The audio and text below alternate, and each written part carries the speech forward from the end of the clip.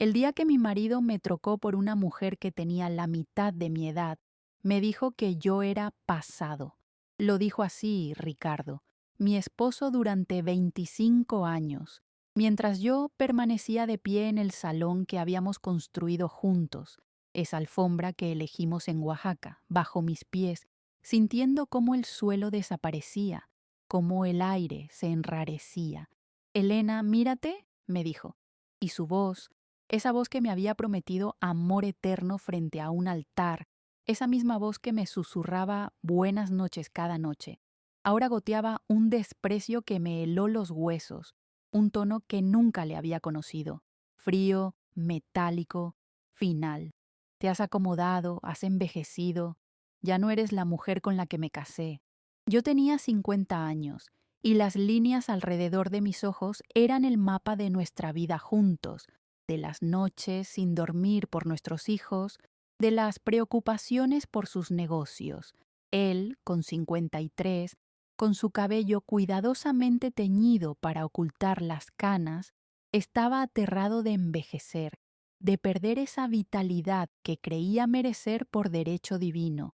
Y la mujer por la que me dejaba, Valeria, tenía 24. 24 años, la edad de nuestra hija mayor, una niña. Él vio en ella, en su juventud insultante, en su piel sin marcas, el trofeo que validaba su supuesta segunda juventud, la confirmación de que él seguía siendo deseable. Me miró como se mira a un mueble viejo, a un trasto, a algo obsoleto que ya no combina con la nueva decoración de su vida, una vida que, al parecer, estaba redecorando sin mí. Yo, que había sido su compañera, su confidente, la madre de sus hijos, la esposa trofeo en los buenos tiempos, cuando mi belleza le servía de adorno, y la cuidadora incansable en los malos, cuando sus crisis lo doblaban.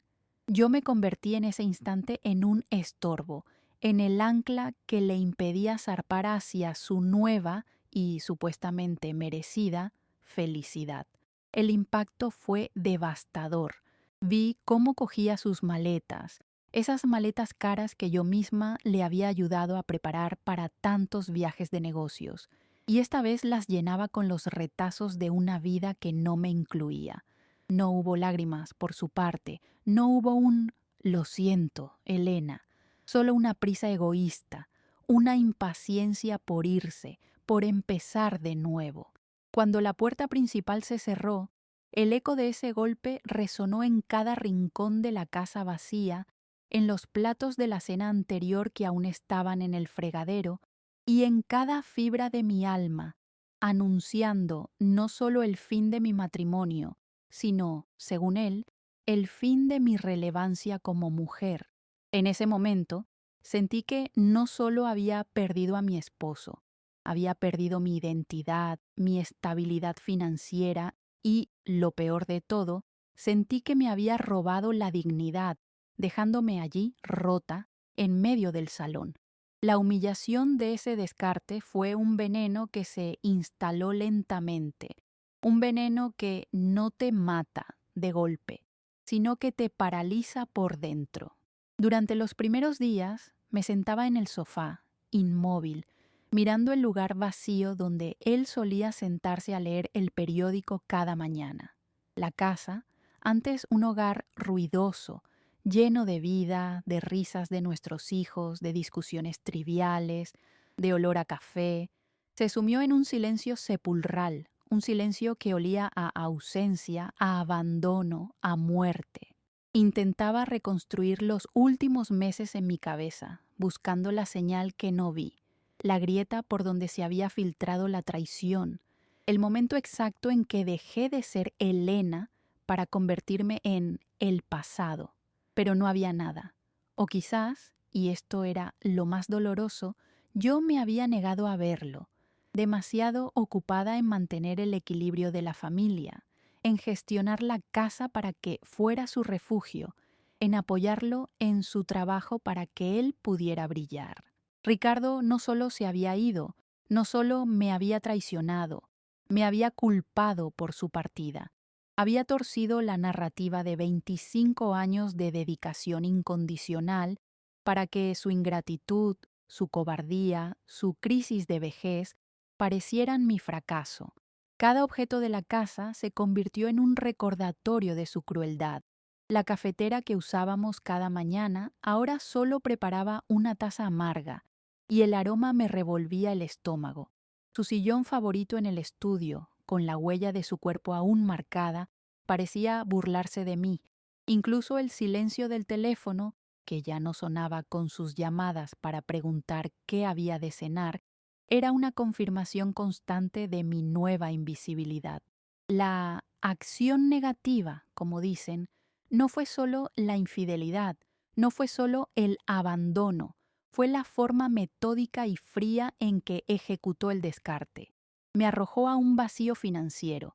Sí, de repente tenía que mirar las cuentas con terror, pero el vacío emocional era infinitamente más profundo, un abismo sin fondo.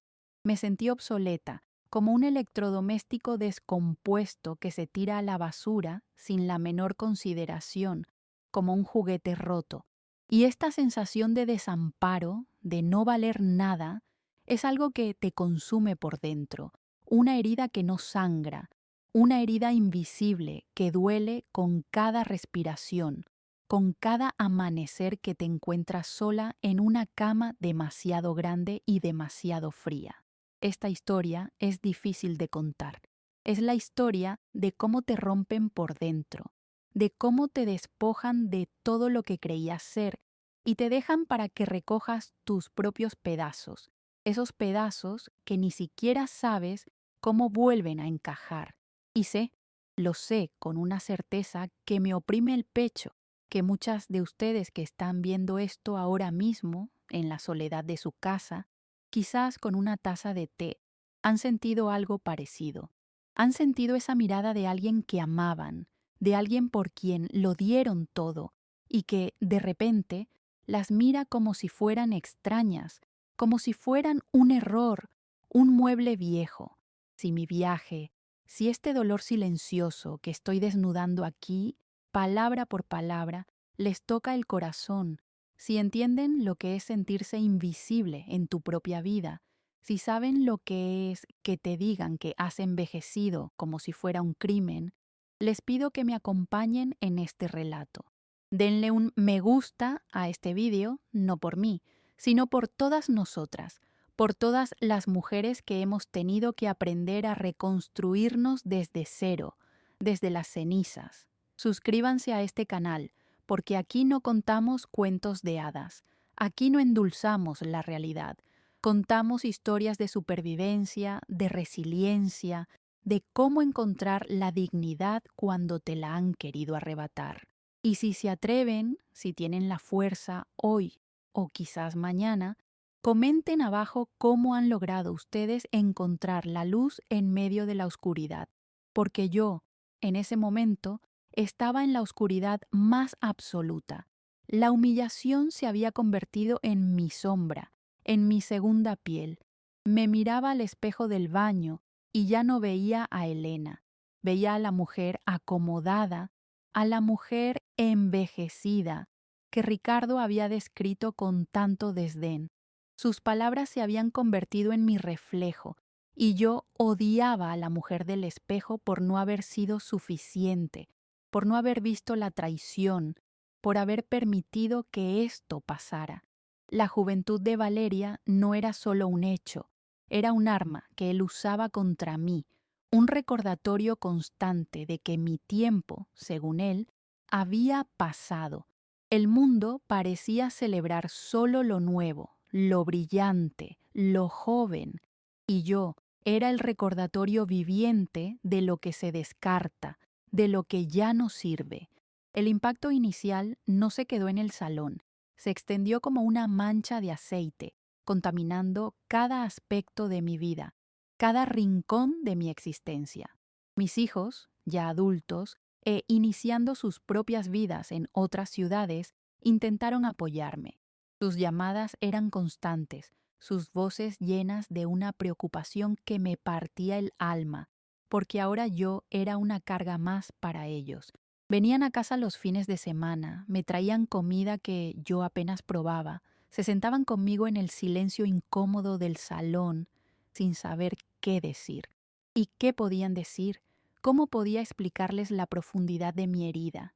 ¿Cómo decirles que su padre, el hombre que les había enseñado sobre el honor y la lealtad, el pilar de su vida, me había tratado como si fuera basura, como algo inservible?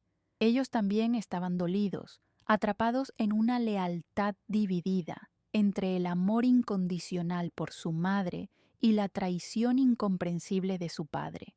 Yo era, lo fui siempre, la esposa trofeo en los buenos tiempos, cuando mi juventud y mi belleza le servían de adorno en sus cenas de negocios, cuando todos le decían: «¡Qué suerte tienes, Ricardo! ¡Qué mujer tan bella!». Y fui, sin dudarlo un segundo, la cuidadora en los malos, cuando sus empresas flaquearon hace una década, cuando la crisis casi nos lleva a la ruina, cuando enfermó de esa neumonía terrible y no me separé de su cama durante semanas, limpiando su sudor, dándole ánimo.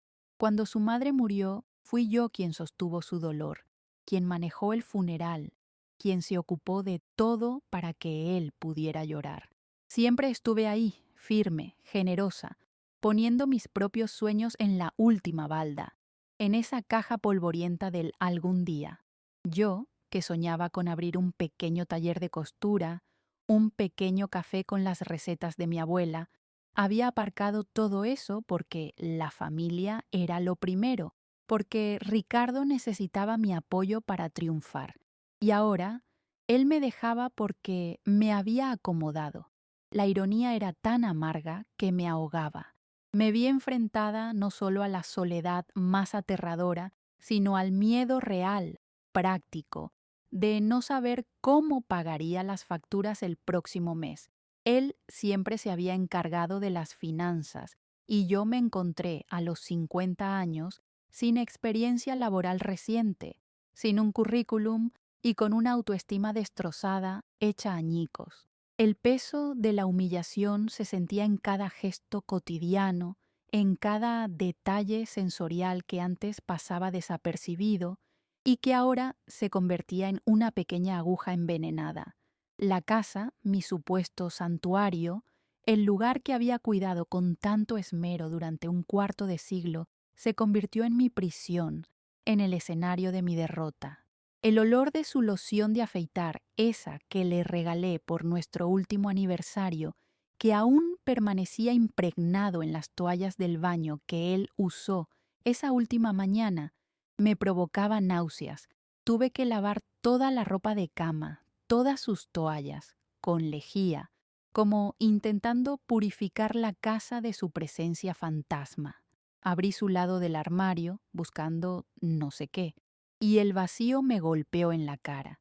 Se había llevado lo mejor, lo caro, lo nuevo. Había dejado solo las cosas que no le importaban: la ropa vieja, los zapatos gastados, las corbatas pasadas de moda, como si simbólicamente me dejara solo sus sobras, lo que él también consideraba pasado. El silencio era lo peor, un silencio tan denso, tan pesado, que podía oír el zumbido eléctrico del refrigerador, el crujido de la madera de la casa adaptándose al frío de la noche, el latido de mi propio corazón, acelerado por una ansiedad que no me dejaba dormir. Pasaba horas mirando el teléfono, esperando una llamada que sabía que no llegaría, o quizás temiéndola. ¿Qué podría decirme? ¿Que se había equivocado? ¿O que era más feliz que nunca? No sabía qué era peor. La comida no tenía sabor. Preparaba café por la mañana, por pura costumbre, por el ritual, pero el aroma que antes me reconfortaba y me daba energía, ahora me resultaba amargo, excesivo para una sola taza. Me sentaba a la mesa del comedor, una mesa grande de madera maciza, diseñada para 6 personas, y la visión de las sillas vacías era una tortura diaria. Me sentía pequeña, invisible, insignificante. La luz del sol que entraba por la ventana del salón Esa luz que siempre me había dado energía, ahora me parecía demasiado brillante, demasiado alegre, cruel, exponiendo el polvo que empezaba a acumularse en los rincones y el abandono de mi nueva vida. Cada atardecer era una condena, la llegada de otra noche interminable en una cama que se sentía gigantesca, vacía y fría. Recordaba sus gestos, sus miradas durante las últimas semanas, y ahora, con la claridad dolorosa de la retrospectiva, todo encajaba, como las piezas de un rompecabezas horrible. La forma en que evitaba mi mirada cuando yo le hablaba de nuestros planes de futuro, de ese viaje a Italia que siempre quisimos hacer para nuestro aniversario de plata. La impaciencia en sus movimientos, como si mi presencia lo irritara, como si mi sola respiración fuera un ruido molesto. El desprecio sutil, casi imperceptible, cuando yo tardaba en encontrar las llaves del coche o cuando me reía de algo que a él no le parecía gracioso, un chiste en la televisión. Y el móvil, ese maldito teléfono que se había convertido en una extensión de su mano, en una barrera entre nosotros. Lo cuidaba como un tesoro, siempre boca abajo sobre la mesa de noche, siempre con él, incluso se lo llevaba al baño. Esas sonrisas tontas, esas risitas que yo, en mi ingenuidad, atribuía al estrés del trabajo, algún vídeo gracioso, eran en realidad mensajes de ella, de Valeria. La complicidad que habíamos compartido durante 25 años, esa sensación de que éramos un equipo, se había podrido, se había vuelto rancia, y yo, ciega, seguía regando la planta muerta, seguía poniendo la mesa para dos. Recuerdo una noche, unas semanas antes de irse, estábamos cenando y yo le contaba emocionada sobre un nuevo libro que estaba leyendo, sobre la trama, sobre los personajes. Él levantó la vista del móvil, con esa luz azul iluminando su rostro, y me dijo: ¿De verdad todavía te emocionan esas cosas tan simples, Elena? ¿Libritos? En ese momento sentí un pinchazo, una frialdad, pero lo justifiqué, como siempre. Está cansado, me dije. Ha tenido un día duro. No, no estaba cansado. Estaba aburrido de mí.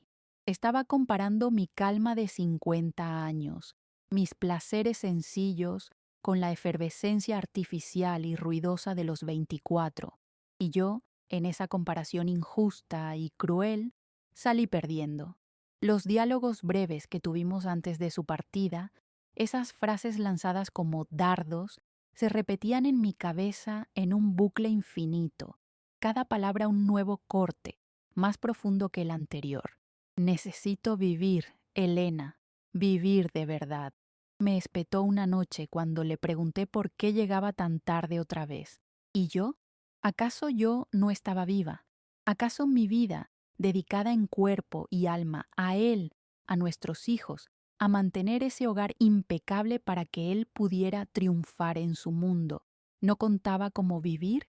Es que ya no tenemos nada en común, me dijo otra vez, encogiéndose de hombros. ¿Cómo íbamos a tener algo en común si él pasaba su tiempo libre en chats secretos, en citas clandestinas, y yo pasaba el mío gestionando la realidad de nuestra vida, pagando las facturas, llamando al fontanero, recordando los cumpleaños de su familia? La impotencia es un sentimiento frío y paralizante. Me sentí completamente incapaz de reaccionar. No grité, no supliqué, no me arrojé a sus pies, me quedé muda, paralizada por el shock y la magnitud de la injusticia. Él había construido su argumento de manera tan hábil, tan perversa, que él era la víctima, el pobre hombre atrapado en una vida gris y monótona, y yo era su carcelera, la aburrida guardiana de su prisión. Yo, que le había dado alas, que había sacrificado las mías para que él volara más alto. La revuelta silenciosa en mi pecho era un volcán a punto de estallar, una indignación tan profunda, tan visceral, que no encontraba salida. Quería gritarle que era un ingrato, un cobarde, un mentiroso, Quería abofetear esa expresión de autosuficiencia de su rostro, pero yo solo representaba la dignidad silenciosa, esa fuerza que la gente como Ricardo, en su arrogancia y su egoísmo, siempre confunde con debilidad, con sumisión. No sabían, y él menos que nadie, que el silencio de una mujer herida no es rendición, es el lugar donde se afilan las armas más poderosas. Es el momento antes de la batalla. El verdadero antagonista de mi historia, y me costó meses entenderlo, no era solo la joven Valeria. Ella era solo un síntoma, un instrumento, un peón en el juego de vanidad de Ricardo. El verdadero villano, el arquitecto de mi dolor, era él.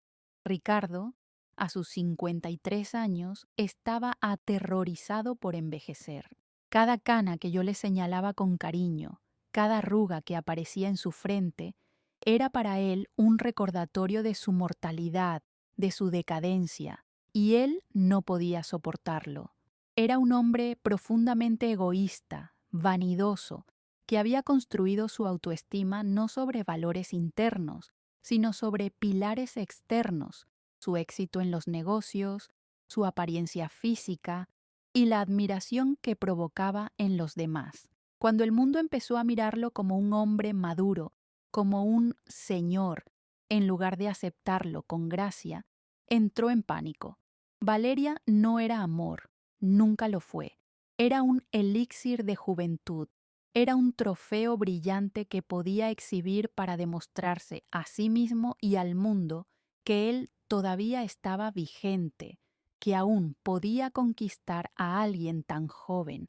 Su intención era descartarme sin el menor remordimiento, creyendo genuinamente, en su delirio de grandeza, que merecía ser feliz a cualquier costo, y el costo era yo, eran 25 años de historia, era la estabilidad de sus hijos. Moralmente, Ricardo representaba la ingratitud en su forma más pura, la cobardía de quien no puede enfrentar sus propios demonios, su propio miedo a la vejez y culpa a los demás por ellos. Representaba la superficialidad de una sociedad que valora más un envase brillante y nuevo que un contenido profundo, leal y probado. Él no buscaba felicidad, buscaba una distracción, un espejo que le mintiera y le dijera que aún era joven, que aún era poderoso. Y yo, con mis 50 años, con las marcas de nuestra vida juntos en mi piel y en mi rostro, yo ya no servía como ese espejo. Yo era un espejo que decía la verdad. Valeria, la amante, era la antagonista secundaria, pero no menos cruel en su papel, aunque fuera por omisión o por conveniencia. Yo no la conocía y prefería no ponerle rostro, no imaginarla, porque eso le daría un poder que no merecía, pero entendía su tipo. Ella era la encarnación de la juventud depredadora, o quizás simplemente pragmática, la que ve en un hombre mayor no a una persona, no a un compañero, sino una oportunidad. Estabilidad financiera, un estilo de vida que no podía costearse, viajes, restaurantes caros, la emoción de ganarle a la esposa, de sentirse poderosa. Ricardo, en su ceguera voluntaria, en su desesperación por sentirse joven, no veía que para ella él también era un objeto, un medio para un fin, un cajero automático con crisis de edad. Ella jugaba el juego que él creía dominar. La humillación para mí era doble. Era un cuchillo de dos filos. No solo me reemplazaba, sino que lo hacía por alguien cuya única virtud aparente era su fecha de nacimiento, su falta de historia. Me sentía comparada en una balanza injusta, en una competencia que yo ni siquiera sabía que estaba jugando. Mis 25 años de lealtad, de noches en vela cuidando a nuestros hijos enfermos, de cenas preparadas con amor después de un día agotador, de apoyo incondicional en sus fracasos, todo eso, toda una vida, pesaba menos en su balanza que una piel firme, una falda corta y una risa fácil que no cuestionaba nada. Me preguntaba, en mis noches de insomnio, si él le contaría a ella cómo yo le había salvado de la bancarrota con la pequeña herencia de mi padre hacía años, o cómo había cuidado de su padre enfermo en nuestra propia casa durante los últimos meses de su vida, cambiándolo, bañándolo, porque él no soportaba hacerlo. No, por supuesto que no. En su nueva narrativa, en la historia que le contaba a ella, yo era simplemente la mujer aburrida, la quejumbrosa, la que se había acomodado. Y Valeria, sin duda, asentía con la cabeza, validando su traición mientras disfrutaba del dinero que yo, con mis sacrificios, le había ayudado a construir. El peso de la humillación se magnificaba exponencialmente en el mundo exterior, más allá de las paredes de mi casa. Las primeras veces que me obligué a salir, a ir al supermercado, a la tintorería, me sentía como si llevara un letrero de neón colgado al cuello, abandonada, rechazada, obsoleta. Me encontraba con amigas en común o con vecinas, y sus miradas eran una mezcla insoportable de lástima y curiosidad morbosa. Esa lástima que te hace sentir aún más pequeña. ¿Cómo estás, Elena?, me preguntaban, bajando la voz, como si estuviera de luto, y querían saber los detalles. ¿Pero cómo fue? ¿Así de repente? Yo no tenía fuerzas para dárselos, ni quería. Me limitaba a murmurar, estoy bien, gracias, tirando. Las conversaciones se volvían forzadas, los silencios, incómodos. Dejé de ir a los lugares que frecuentábamos como pareja. El restaurante italiano donde celebramos nuestro 20º aniversario, el parque por donde paseábamos los domingos, incluso la panadería de la esquina. Todo estaba contaminado por su ausencia, por el fantasma de lo que fuimos. Me aislé. La vergüenza, aunque sabía que era irracional, era paralizante. Yo no había hecho nada malo, yo era la víctima, pero me sentía culpable. Culpable por no haberlo visto venir, culpable por no haber sido suficiente para retenerlo, culpable por haber envejecido. La impotencia de esos días era absoluta, total. Era un dolor sísifo, ¿saben? Como el mito griego. Cada mañana me despertaba sintiendo una roca gigantesca de angustia en el pecho y pasaba el día entero, con un esfuerzo sobrehumano, intentando empujarla cuesta arriba solo para despertar al día siguiente y encontrar la misma roca en el mismo lugar, aplastándome. Ricardo no solo me había quitado el presente, en ese momento yo sentí que también me había robado el futuro. Era la impotencia total de saber que, para él, yo ya no existía, y para el mundo, yo era solo la pobre Elena. Me recogí en mi silencio. Las primeras semanas, quizás los primeros 2 meses, fueron un borrón de dolor y confusión. Dejé que el polvo se acumulara en los muebles como una metáfora de mi estado de ánimo. Dejé que los platos se amontonaran en el fregadero hasta que ya no quedaba ninguno limpio. Era como si mi mundo exterior necesitara reflejar el caos, la desolación y el abandono que sentía por dentro. Me envolví en una especie de luto profundo, donde los días se mezclaban unos con otros, marcados solo por la luz grisácea que entraba y salía por la ventana del salón. Mis amigas llamaban, al principio con insistencia, luego sus llamadas se fueron espaciando. Mis hijos insistían en venir, pero yo les decía que estaba bien, que solo necesitaba descansar, mintiéndoles, porque no quería que me vieran así, tan rota. No tenía palabras. ¿Qué podía decir? ¿Que el hombre al que le había dado mi juventud y mi lealtad me consideraba material de desecho? El silencio se convirtió en mi único compañero, un silencio pesado, denso, que me cubría como una manta húmeda.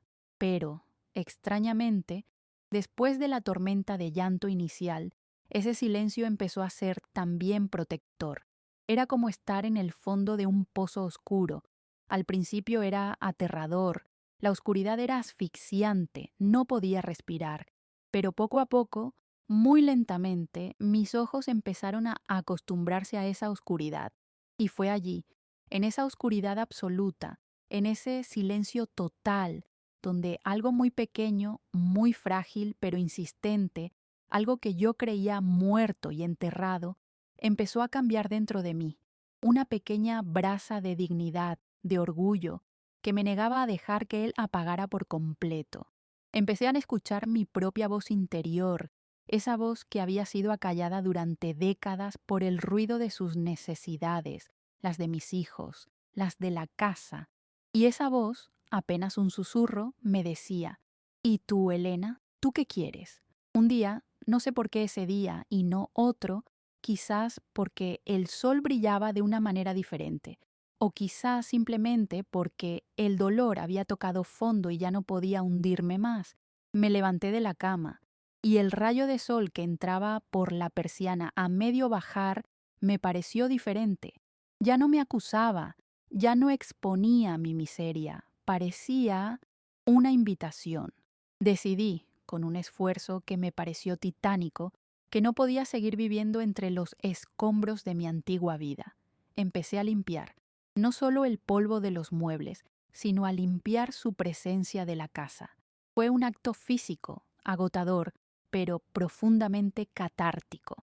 Llené bolsas de basura con sus cosas, con los recuerdos que me dolían, con los papeles de su escritorio. Estaba vaciando el trastero, ese lugar donde guardamos lo que no queremos ver pero no nos atrevemos a tirar, cuando encontré una caja de madera, una caja grande y pesada, una caja que yo misma había guardado hacía más de 20 años, antes de que los niños crecieran, antes de que sus ambiciones se comieran las mías, antes de convertirme solo en la esposa de. La abrí y el olor a alcanfor y a tiempo me golpeó. Dentro, cuidadosamente doblados y cubiertos por una tela amarillenta, estaban mis antiguos proyectos de costura, mis bocetos de diseños con anotaciones mías de cuando tenía 30 años, mis patrones meticulosamente dibujados, mi costurero de plata, y retazos de telas hermosas, sedas, linos, que había comprado con la ilusión de abrir, algún día, cuando los niños fueran mayores, un pequeño taller. Al tocar esas telas, al oler el papel viejo de mis diseños, algo hizo clic. Ricardo no me había destruido. Él solo se había ido. Yo no era lo que él dijo que yo era. Yo todavía existía, debajo de las capas de esposa y madre, y abandonada. Estaba Elena, y Elena descubrí con un sobresalto que me llenó los ojos de lágrimas. Todavía tenía sueños. Ese fue el momento exacto de la claridad. Yo no soy el pasado, me dije a mí misma, en voz alta, y mi voz, aunque ronca por el desuso, sonó firme y clara en la casa silenciosa. Él es el pasado. Tomé esa caja de madera como si fuera un tesoro rescatado de un naufragio, como si fuera el arca de mi propia alianza, y la llevé al salón, abriéndola de par en par bajo la luz del sol que ahora inundaba la habitación. El olor a tela guardada, a sueños aparcados, a potencial dormido, me trajo de vuelta a la mujer que yo era antes de él, una mujer creativa, apasionada, llena de ideas, con talento en las manos y fuego en el corazón. Me di cuenta con una certeza que me golpeó el pecho y me enderezó la espalda de que había estado llorando por un hombre que voluntariamente había renunciado a la mejor parte de su vida, que era yo. Había estado de luto por la pérdida de una identidad que, en realidad, me había mantenido pequeña, enjaulada en el rol de la esposa de, la asistente, la sombra. Decidí en ese instante, con una calma fría y absoluta, con una determinación que no sabía que poseía, que no derramaría una lágrima más por Ricardo. Ni una. Él se había llevado mi juventud, sí, eso no podía recuperarlo, esos años no volverían. Pero no se iba a llevar mi dignidad, no se iba a llevar mi futuro, no se iba a llevar lo que quedaba de mí. Él había dejado cenizas, había intentado quemar mi vida hasta los cimientos. Y yo, desde ese preciso momento, con mis telas viejas y mis diseños olvidados, decidí que iba a renacer de esas cenizas, como un ave fénix. El silencio de la casa cambió de tono radicalmente. Ya no era opresivo, ya no era el sonido de la ausencia, del vacío. Se convirtió en un lienzo en blanco, en el espacio fértil que yo necesitaba para escuchar mis propios pensamientos, para planificar mi nueva vida. Mi decisión interna fue firme, inquebrantable. No sería más la víctima. No le daría a Ricardo, ni a nadie, el poder de definirme, ni siquiera en su ausencia. El público que me rodeaba, mis hijos, mis pocas amigas, aún me veían con esa mezcla de lástima y preocupación. ¿Estás segura, mamá? ¿Un negocio a tu edad? Me dijo mi hijo, con buena intención, pero sin entender. No sabían que dentro de mí se estaba gestando una revolución silenciosa. Empecé a hacer planes. Mis frases internas, que antes eran ¿por qué a mí? O ¿qué hice mal?, se volvieron cortas, directas, llenas de propósito. Voy a hacerlo. Voy a abrir el taller. Voy a pintar esa pared. Voy a aprender a usar esa maldita computadora. Voy a ser feliz por mí misma, para mí misma. El tono introspectivo de mi duelo, esa melancolía paralizante, se transformó en una energía concentrada, casi eléctrica. Ya no miraba hacia atrás, hacia la puerta cerrada por la que él se había ido. Ahora miraba hacia la ventana, hacia la luz, hacia el garaje vacío. El miedo seguía allí, por supuesto. Sería una tonta si dijera que no. El miedo a fracasar, el miedo a la soledad económica, el miedo a hacer el ridículo, el miedo a ser una tonta por soñar a los 50 años. Pero ahora, ese miedo no me paralizaba. Estaba acompañado de algo mucho más fuerte, algo que había olvidado que poseía, la determinación. El miedo era el copiloto, pero yo, Elena, estaba al volante. El primer gesto concreto de mi nueva vida fue simbólico y dolorosamente necesario. Me paré frente al espejo del baño, el mismo espejo donde me había mirado con odio, el mismo donde había contado mis arrugas. Observé mi mano izquierda, esa mano que había trabajado tanto por él, por la familia. Y allí estaba, la alianza de matrimonio. Durante los meses de duelo, había permanecido en mi dedo una marca fantasma, un círculo de oro que se había convertido en un grillete, un recordatorio constante de promesas rotas y de mi estupidez. Me costaba respirar solo de mirarla. Había intentado quitarla antes, en momentos de rabia, pero mis dedos parecían hincharse, o mi corazón fallaba, me sentía culpable, como si estuviera cometiendo un sacrilegio. Pero ese día fue diferente. La miré con frialdad, sin emoción, la agarré con firmeza con la otra mano, la giré, sintiendo el metal liso, y la deslicé fuera de mi dedo. Salió fácilmente. La piel debajo estaba pálida, marcada, como una cicatriz. Miré el anillo en la palma de mi mano. 25 años de mi vida resumidos en ese pequeño, pesado objeto. No lo tiré por el desagüe. No soy una mujer de gestos teatrales vacíos ni de novelas baratas. Fui a mi habitación. Abrí el cajón más bajo de mi cómoda, el que guardaba cosas que rara vez usaba, y la dejé caer dentro, junto a un broche roto de mi abuela y las primeras fotos de mis hijos. No con rabia, sino con una solemnidad definitiva, como quien entierra a un muerto. Cerrar ese cajón fue como cerrar el primer capítulo. Sentí mis manos más ligeras, libres. Ese mismo día, bajé al trastero y subí la vieja máquina de coser de mi madre, la Singer de pedal que había sido mi primera maestra. La limpié, la aceité con mis propias manos y el primer sonido que rompió el silencio de la casa no fue mi llanto, fue el zumbido constante, rítmico y poderoso de la aguja perforando la tela. Era el sonido de la creación. Mi plan no era de venganza, era de reconstrucción. Lo entendí desde el primer momento. La venganza te mantiene atada a la persona que te hirió, te obliga a pensar en ella, a orbitar alrededor de su dolor. Y yo, por encima de todo, quería ser libre. Decidí transformar ese sueño olvidado, esa caja de madera, en mi nueva realidad. Usé el poco dinero que me quedaba tras la separación, el dinero que Ricardo me había dejado en el banco como una compensación insultante, como una limosna, y lo invertí en mí, en mi futuro. Convertí el garaje, que siempre había sido su cueva de hombre, ese lugar oscuro y lleno de telarañas, lleno de sus herramientas inútiles y cajas de recuerdos deportivos, en mi taller. Fue un trabajo titánico. Saqué todo lo suyo, cada tornillo, cada revista vieja. Lo doné, lo vendí, lo tiré y empecé a pintar. Pinté las paredes de un azul turquesa brillante, un color lleno de vida, un color que Ricardo siempre había detestado por ser demasiado llamativo, de mal gusto. Ahora me daba igual. Compré estantes de segunda mano en un mercado de pulgas, los lijé y los pinté de blanco.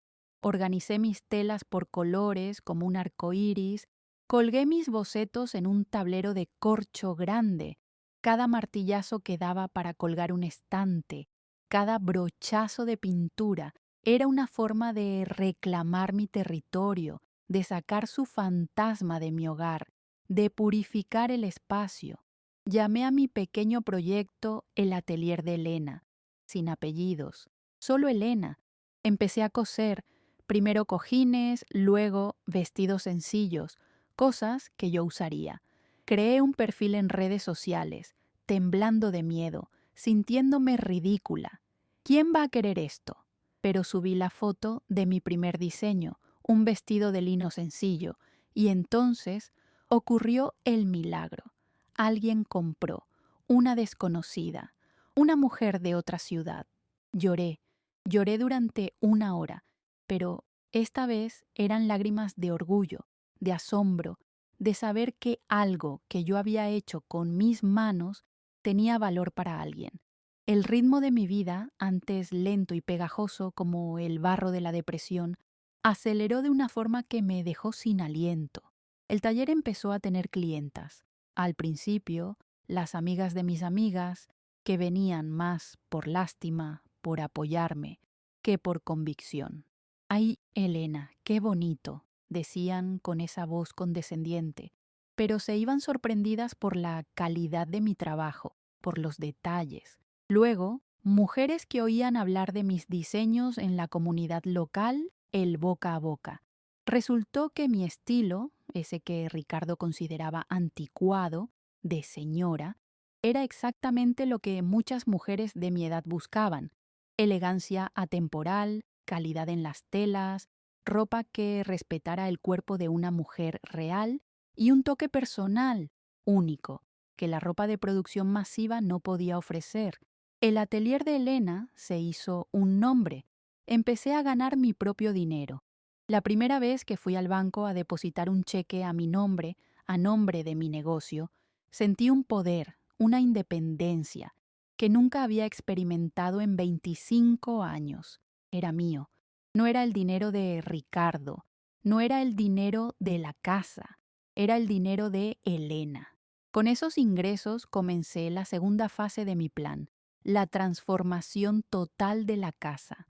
Saqué el horrible sofá de cuero marrón que él había elegido y que yo siempre odié, y compré uno pequeño, cómodo, cubierto de terciopelo verde esmeralda. Cambié las cortinas oscuras y pesadas por unas ligeras de lino blanco que dejaban pasar la luz. Y lo más importante, pinté la puerta de entrada, la misma por la que él había salido con sus maletas, de un rojo vibrante y audaz, un rojo cereza. Quería que mi casa gritara desde la calle que allí vivía una mujer nueva, una mujer que no tenía miedo al color, que no tenía miedo a vivir. La transformación más importante, sin embargo, no fue la de la casa, sino la interna. Fue un proceso lento, doloroso a veces, pero increíblemente liberador. La soledad, que al principio había sido mi enemiga más temida, mi monstruo bajo la cama, se convirtió en mi aliada, en mi espacio sagrado. Aprendí a disfrutar de mi propia compañía. Descubrí que me gustaba. Empecé a cocinar para mí, platos que me gustaban a mí, no a él, platos con ajo que él detestaba. Volví a leer por las noches, hasta la madrugada si quería, con una taza de té, sin tener que preocuparme por si hacía ruido con las páginas o si la luz de mi lámpara lo molestaba. El sonido constante de mi máquina de coser o el olor a café que empecé a ofrecer a mis clientas, mi pequeño sueño del café integrado en el taller, con galletas caseras, llenaban la casa de una nueva vida, de una nueva energía. Esta casa, que había olido a ausencia, a abandono, a loción de afeitar rancia, ahora olía a trabajo, a tela nueva, a hilos de colores, a granos de café recién molidos. Me reconecté con mis hijos, pero desde un lugar completamente diferente. Ya no era la madre afligida, la víctima que necesitaba ser rescatada o consolada. Era una mujer de negocios, una creadora, una inspiración. Ellos venían a verme, admiraban mis diseños. Mi hijo me ayudó a crear una pequeña web. Vieron mi fuerza, mi resiliencia, y nuestro vínculo se hizo más profundo, más honesto. Dejaron de ver a la pobre mamá y empezaron a ver a Elena, la mujer poderosa que siempre había estado allí, oculta bajo el rol de esposa sumisa. Volví a ver a mis amigas, a las pocas que quedaron, a las de verdad, y ahora las conversaciones eran diferentes. Ya no hablábamos de él, de lo que me había hecho, de lo que estaría haciendo. Hablábamos de mis proyectos, de mis nuevos proveedores de telas que había encontrado en línea, de sus vidas, del futuro. La gente en el barrio, las mismas vecinas que me miraban con lástima, ahora me miraban con admiración, incluso con un poco de envidia sana. Elena, qué bien te ves, me decían. Estás radiante. Y era verdad. La mujer acomodada y envejecida se había convertido en una de las emprendedoras más comentadas de la zona. Descubrí una astucia en mí que no sabía que poseía, una capacidad para negociar precios, para gestionar mi tiempo, para decir no sin sentirme culpable. Aprendí a poner límites. Me corté el pelo, me hice un corte moderno que siempre había querido y que Ricardo decía que era demasiado atrevido. Renové mi vestuario con mis propias creaciones, ropa que me hacía sentir cómoda y poderosa. Y empecé a mirarme al espejo con orgullo, con aceptación. Veía mis arrugas, sí, allí estaban, pero ya no eran un signo de obsolescencia, ya no eran la prueba de mi fracaso, eran el mapa de mi supervivencia, las marcas de mis batallas ganadas. Yo estaba floreciendo, construyendo una vida que era auténticamente mía, ladrillo a ladrillo, costura a costura. Y por primera vez en mi vida, quizás por primera vez, estaba en paz.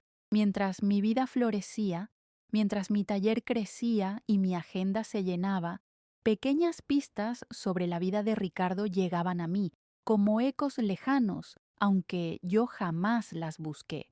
No preguntaba, no indagaba, no quería saber, pero el mundo es pequeño y la gente habla. Pequeños rumores, comentarios de amigos en común que se lo habían cruzado por la calle. Lo vi el otro día en el centro comercial, me dijo una vieja conocida en el supermercado, bajando la voz.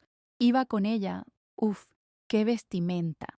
Pero él parecía cansado, muy cansado. Escuché, por otra fuente, por un antiguo socio suyo, que el estilo de vida que Valeria exigía era agotador, no solo económica, sino físicamente. Cenas caras todas las noches, viajes a lugares de moda, ropa de marca que ella exhibía en sus redes sociales. Ella quería vivir la vida de una veinteañera rica, y él estaba gastando sus ahorros y su energía intentando mantener ese ritmo frenético, intentando demostrar que él también era joven. Al parecer, la segunda juventud salía muy, muy cara. Escuché que había tenido que vender algunas acciones de la empresa, esas que yo le rogué que guardara para nuestra jubilación, que se quejaba del estrés, que su presión arterial estaba por las nubes. Yo asentía, escuchaba con educación, con una máscara de interés vago, pero no me detenía en eso. Su vida ya no era mi problema. Su salud ya no era mi responsabilidad. Estaba demasiado ocupada gestionando mis pedidos de Navidad, planeando mi próxima colección de primavera, disfrutando de mi éxito. El contraste era palpable y crecía cada día que pasaba. Yo me había redecorado a mí misma por dentro y por fuera. Mi hogar, que había sido el escenario de mi mayor humillación, el lugar donde lloré hasta secarme, era ahora mi santuario, mi centro de operaciones, mi fortaleza.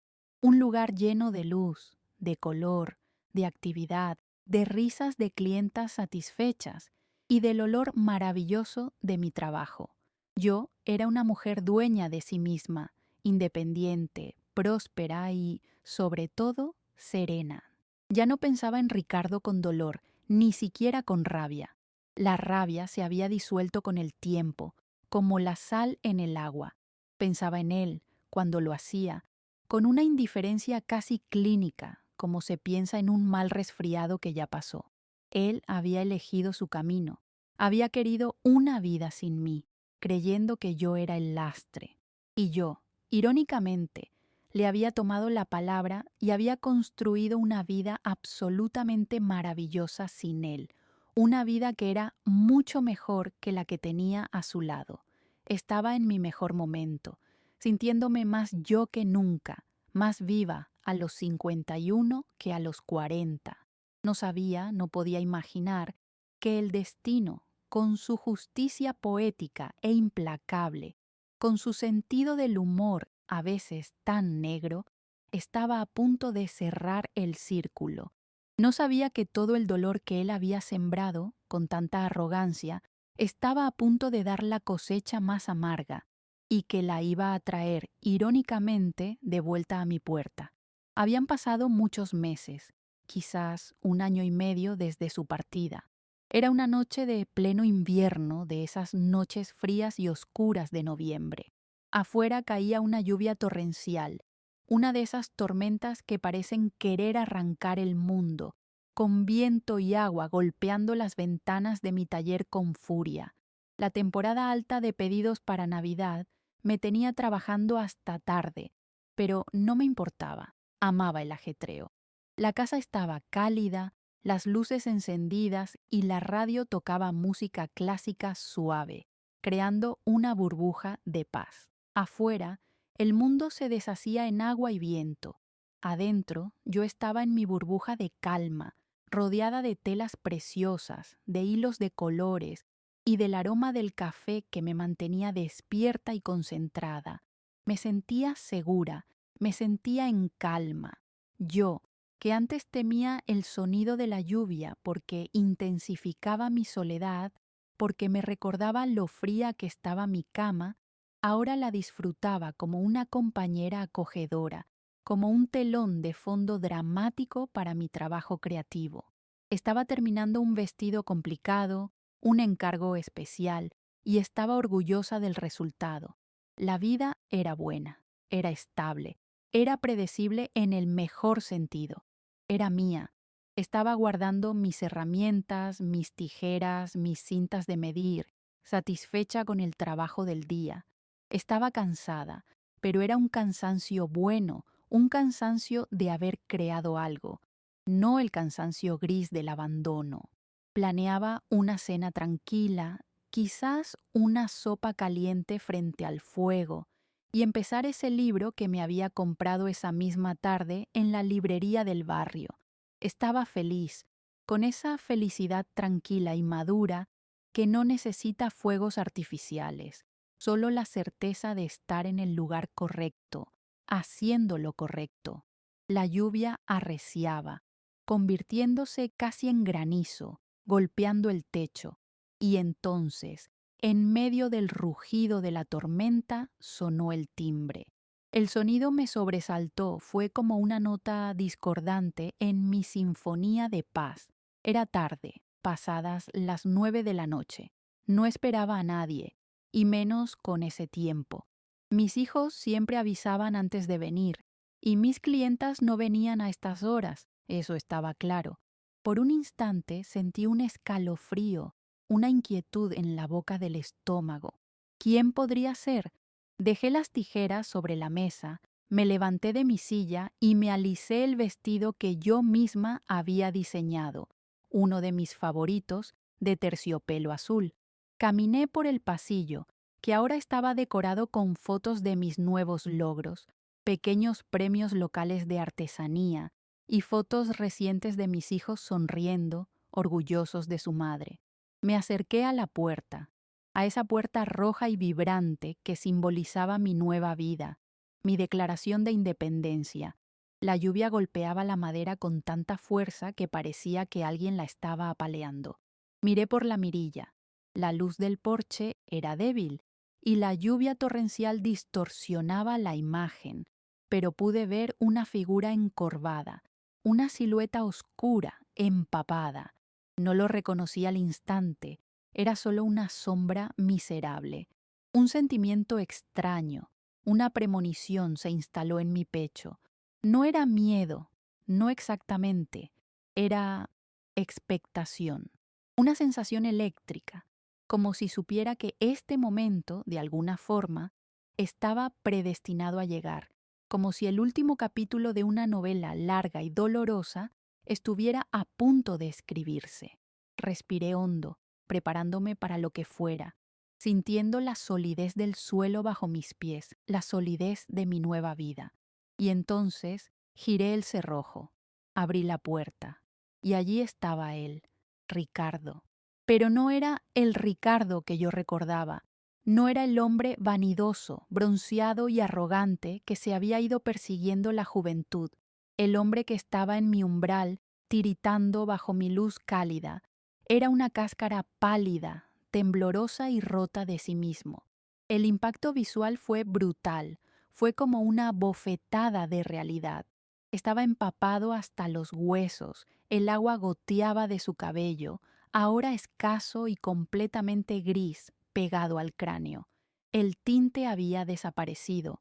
Estaba delgado, terriblemente delgado, de una forma enfermiza, cadavérica.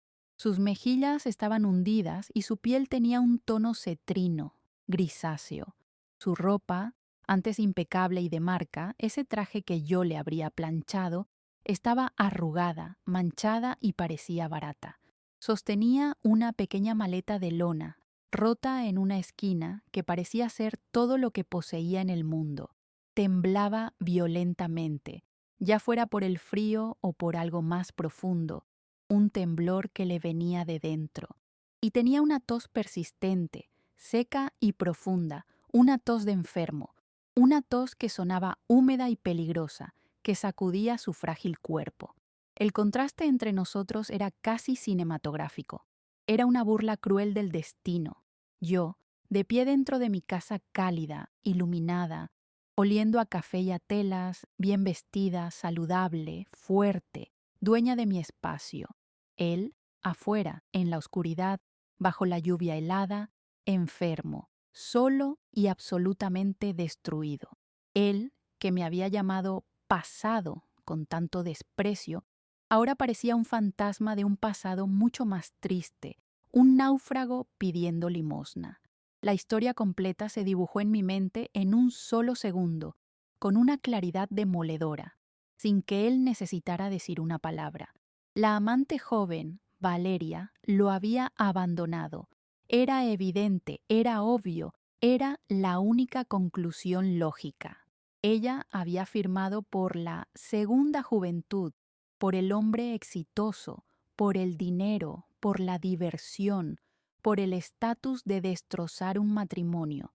Ella no había firmado por la enfermedad, No había firmado por el hombre que se gasta los ahorros, no había firmado por la vejez que tanto aterraba a Ricardo y que ahora se le había echado encima de golpe, como una deuda kármica que vienes a cobrar de repente.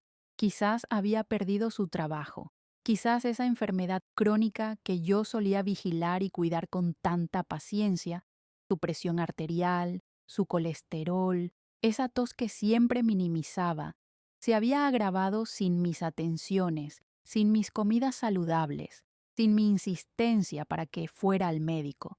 El trofeo se había roto, se había devaluado, y la coleccionista de trofeos, pragmática, lo había descartado. Él, que me había descartado a mí por obsoleta, ahora había sido descartado exactamente por la misma razón. Se había quedado sin dinero, sin salud, sin juventud y sin amante. Y en su desesperación final, en su derrota absoluta, había regresado al único lugar que alguna vez fue un hogar que él mismo había profanado y destruido. Él levantó la mirada y vi el abismo en sus ojos.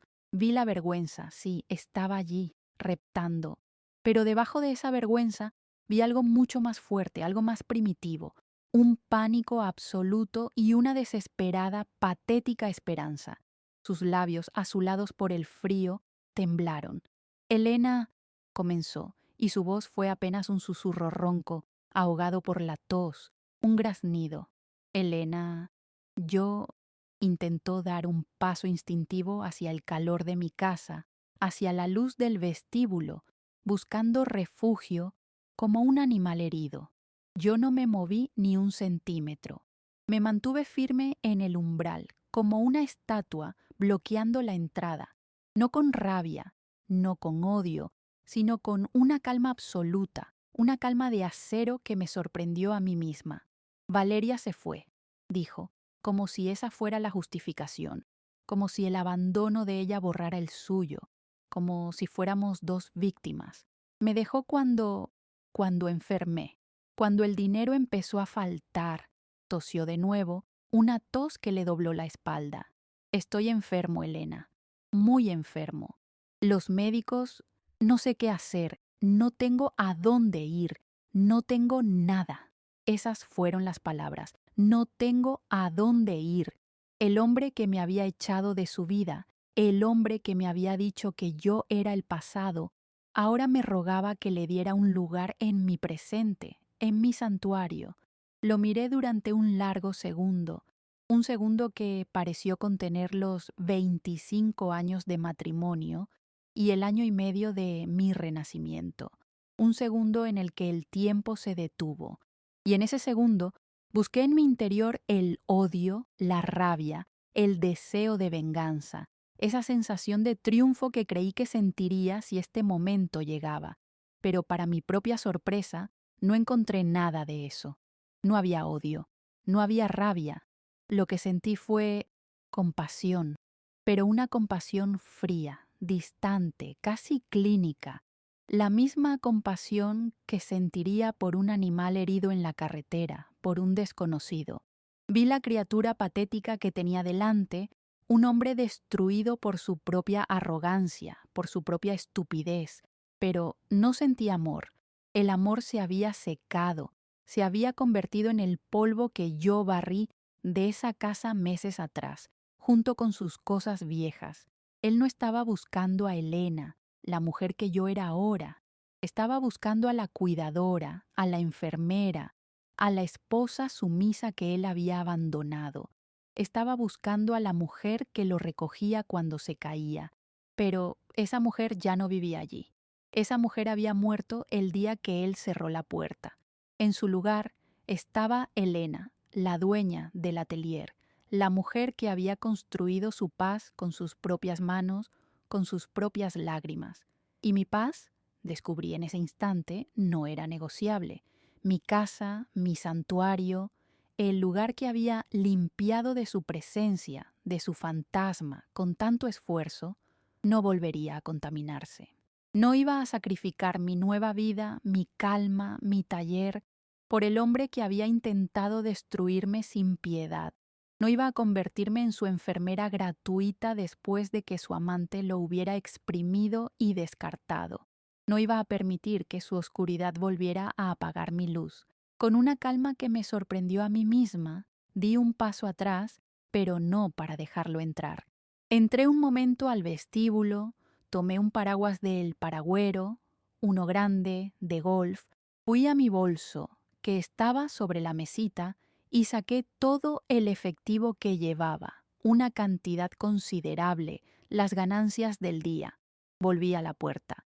Él me miraba con una esperanza desesperada, con ojos de perro apaleado, creyendo que iba a por una toalla, que lo dejaría pasar, que todo volvería a ser como antes.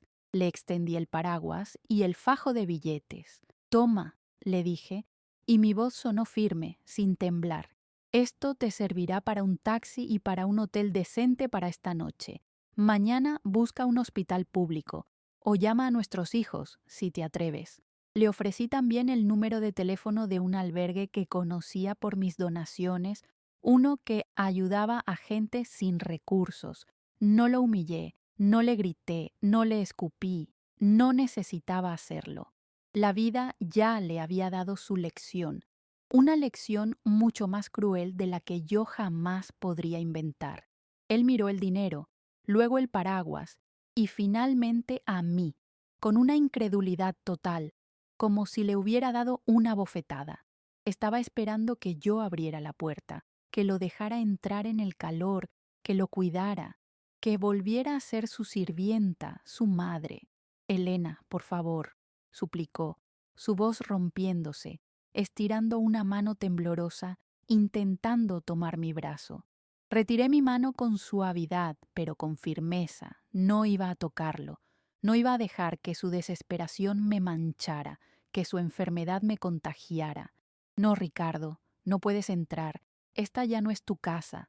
Y entonces lo miré directamente a los ojos, sin rabia, sin dolor, solo con una claridad absoluta, con la fuerza de quien sabe quién es. Yo recé mucho durante meses, Ricardo. Todas esas noches que no podía dormir, recé para que encontraras exactamente lo que merecías. Ni más, ni menos. Hice una pausa, dejando que mis palabras penetraran su niebla de enfermedad. Y parece que el destino te escuchó. Parece que lo encontraste. Él entendió. Vio en mis ojos que la puerta de mi casa y la puerta de mi vida estaban cerradas para él, con llave, para siempre.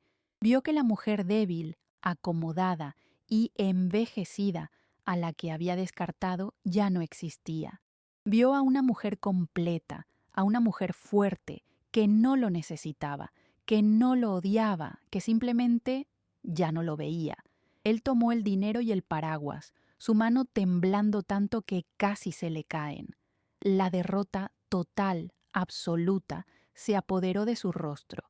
Se encogió sobre sí mismo, como si mis palabras lo hubieran golpeado físicamente. No dijo nada más. ¿Qué podía decir?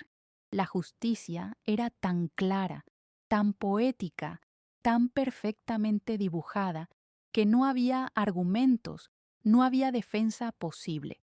Se dio la vuelta lentamente. Un hombre viejo, enfermo y solo en la noche.